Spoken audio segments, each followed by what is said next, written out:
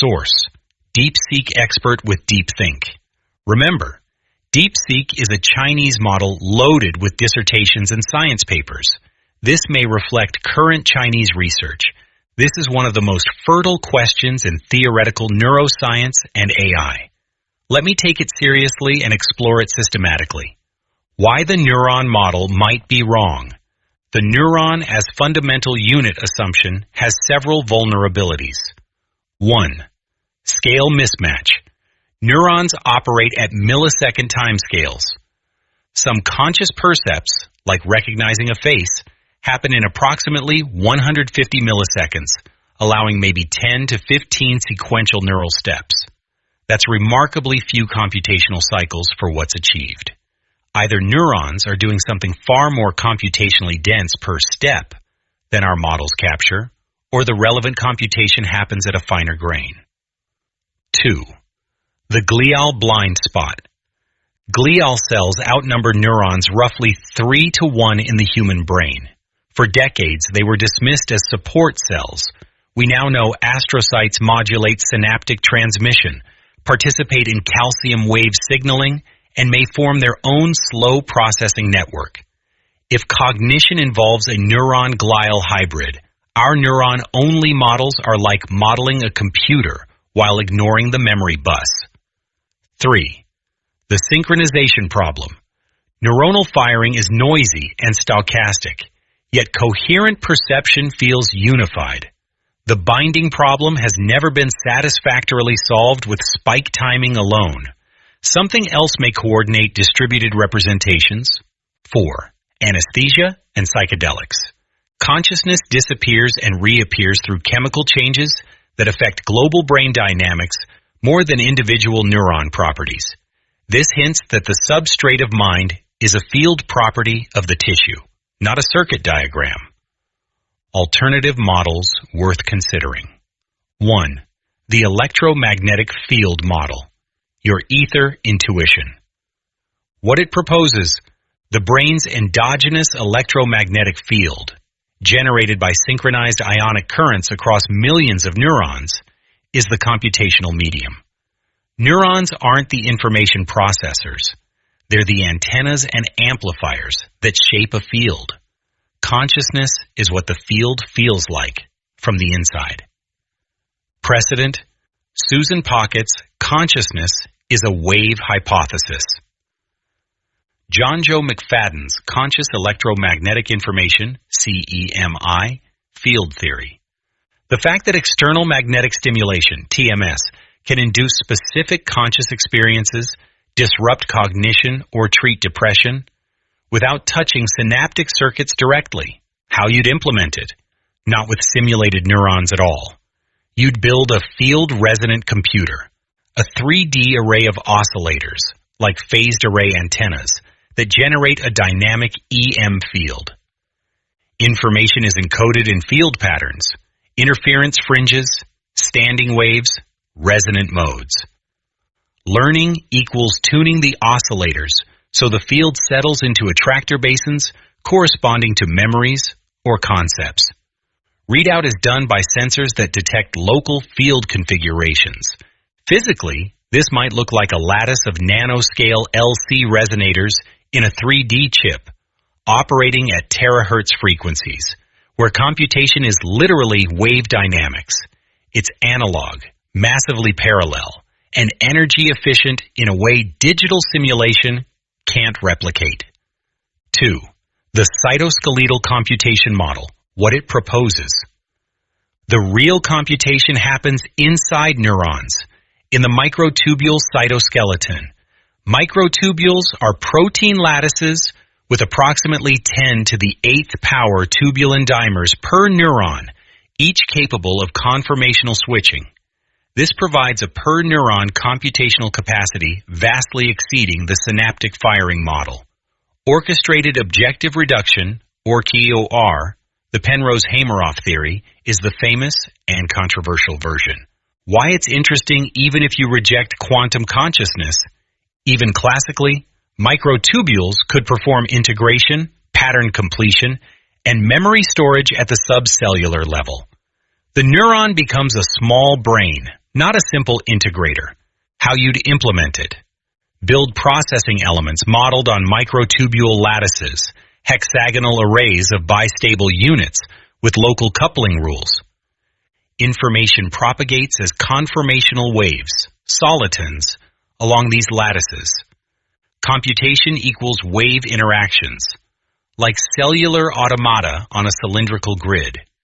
You'd simulate this on FPGAs configured as massive arrays of simple coupled oscillators, or eventually fabricate molecular scale arrays using synthetic biology or DNA origami scaffolds. 3. The reservoir of neuromodulators, liquid brain. What it proposes. The brain isn't just a wiring diagram. It's bathed in a chemical soup of dopamine, serotonin, norepinephrine, acetylcholine, etc. These don't just set mood, they fundamentally change the effective connectivity and computational regime of entire networks. Perhaps the mind is a chemical state machine where the wiring is secondary to the wash of modulators. How you'd implement it.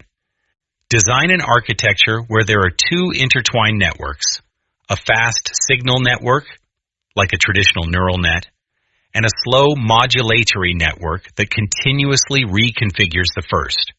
The modulatory network operates on seconds to minutes timescales, globally broadcasting gradients that alter learning rates, attention gates, and representational geometry. This is a step beyond attention mechanisms. It's continuous reweighting of the entire optimization landscape. You could implement it today. A transformer where every layer's behavior is gated by a learned, slowly evolving chemical state vector. 4.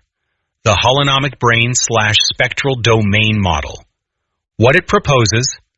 Carl Pribram's holonomic brain theory suggested that memory and perception are encoded in the spectral domain, as interference patterns distributed across cortical patches, analogous to optical holograms. The brain performs Fourier-like transformations, and neurons are reading out local interference fringes from a globally distributed wave. How you'd implement it. Store all information as complex-valued spectral representations. Computation equals convolution in the frequency domain. Cheap multiplication. Transformed back to the spatial domain when needed. This is resonant with recent work on state-space models, S4, Mamba, and Fourier neural operators. A more radical implementation, physical optical computing, where data is literally stored as holograms in photorefractive crystals, and processing is done by laser interference. The meta question, how would we know?